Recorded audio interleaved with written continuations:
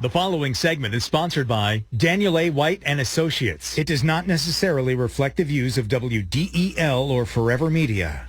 Rick Jensen on 1150 AM, 1017 FM, WDEL. Actually, a very, very happy client of Dan White and Associates. These are financial planners specializing in retirement income. On the phone right now for the Wednesday tip of the day, right after the news at 1:30, is Andrew Wood from Dan White and Associates. Hey, Andrew, how you doing, sir? Doing great, Rick. Thanks for having me. Good, good. I really appreciate the last time you were on and going through some of the details of Social Security, what to expect, and oh my gosh, the changes are amazing. It's really good to know that you guys are studying this on a daily basis because it seems like that's how often these things are changing. But one thing that's pretty common right now is we're in that annoying season, the tax season. God, I hate this season. I'd rather have 10 feet of snow to shovel through than go through tax season. But as you know, there's some good things folks can do for themselves. So I'll just leave it to you to tell us what it is. Sure. So I find right now, basically every year this season is really a time for us to connect with clients. But people will reach out to us a lot of times and saying, hey, I got my taxes done, or I'm doing my taxes, and I think I can benefit from either making an IRA or Roth IRA contribution for 2022, which is last year's tax season. So specifically, I just wanted to go through with Roth IRAs, things that you need to know if you are making the prior year contribution to those Roth IRAs. So some of the things that have recently changed, I know a lot of people have been excited. I actually saw one check for a 22 contribution for $7,500, and unfortunately, if you pay attention to our website or through our conversations, people got excited that they increased the contribution limit for 2023. But again, it's for 2023, not 2022's tax year. So if you're making a contribution this year for 2022, the limit is either $6,000 or $7,000 if you're over 50 years old. Yeah, you got to think about that. That's why when I keep a manila folder and just throw junk in it, like receipts and stuff, whatever, it's TY 2022. Yeah. That's correct. And when you do make those contributions, make sure, whether it's on a check or you write a letter to the custodian of funds, just tell them this is for 2022's tax year. So you want to make sure that you're telling them what year that contribution is for. Do you think that these administrators, they catch the mistake often? No. No? Oh, no. No. They don't. Yeah, oh, my God, yeah. It's one of those things where that is really left to, the client or, the individual who's making those contributions. So we are approaching a deadline that is going to be April the 18th of 2023 if you do want to make a 2022 contribution.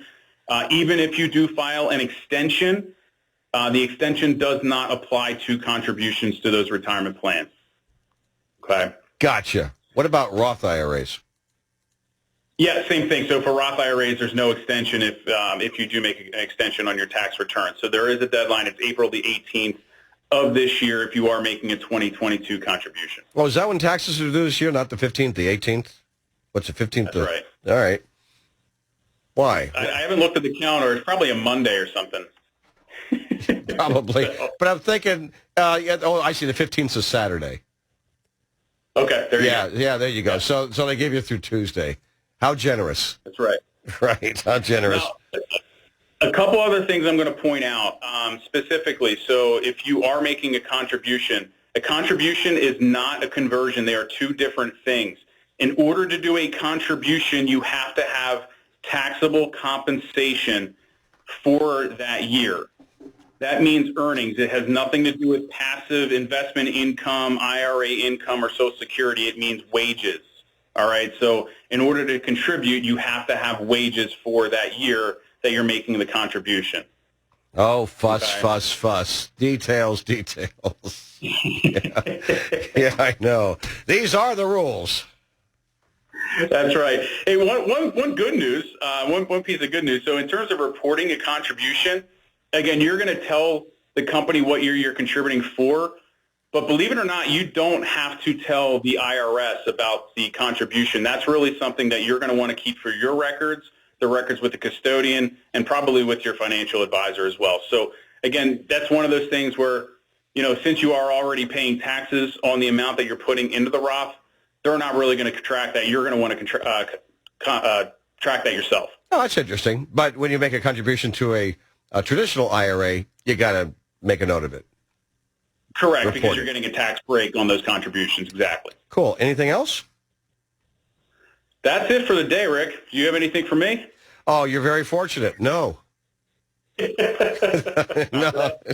No tricks or anything that's going to generate a side eye, anything like that, Andrew. No. I'm just listening to what you guys are doing because you're the experts. It's Dan White and Associates. Give them a call at 888-690-8820. 888-690-8820. Dan's up like in that Chadds Ford area, right across the line there on 202, and Andrew is in the Middletown office with some other folks at Dan White and Associates as well.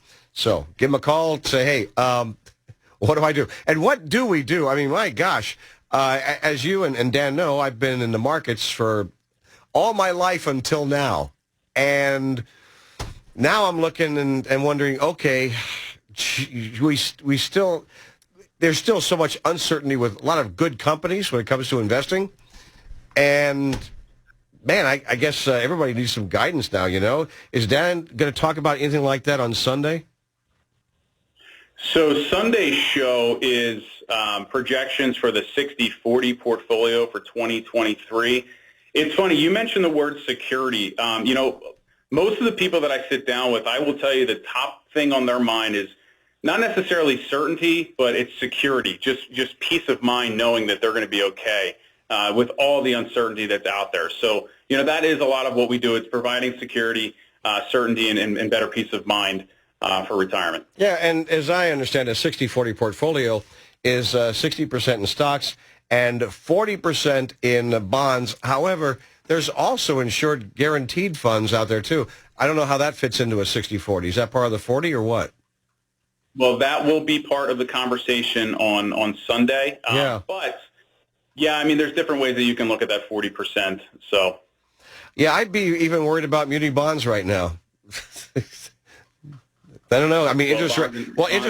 Well, I know you can't talk about specific investments because you guys can't do that. But you take a look at what's happening with interest rates right now, and I get, you look at bonds and return in bonds. That sounds fine.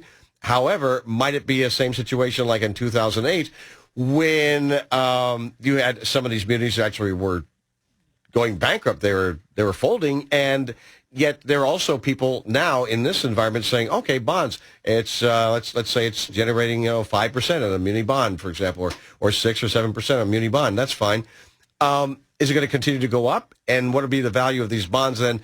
If indeed the interest rates go up to, on the bonds, not necessarily the Fed, but on the bonds, 9% or so in the next 3 to 4 years, what happens to these bonds? I always have more questions than decisions when it comes to bonds. Yeah. Again, it's just one of those things where you got to make sure that you're setting up a plan to combat or protect yourself against all those risks that you just mentioned specifically with those bonds. Yeah, good. Yeah, well, that was no answer. Good to me. I'm kidding, Andrew. Yeah, because nobody really has the firm answers on these things, and if they do, run away. All right, Andrew Wood, Dan White & Associates, 888-690-8820. Enjoy the rest of the weekend. Thank you so much. Take care, buddy. You got it. Thanks, Rick. Okay, bye-bye.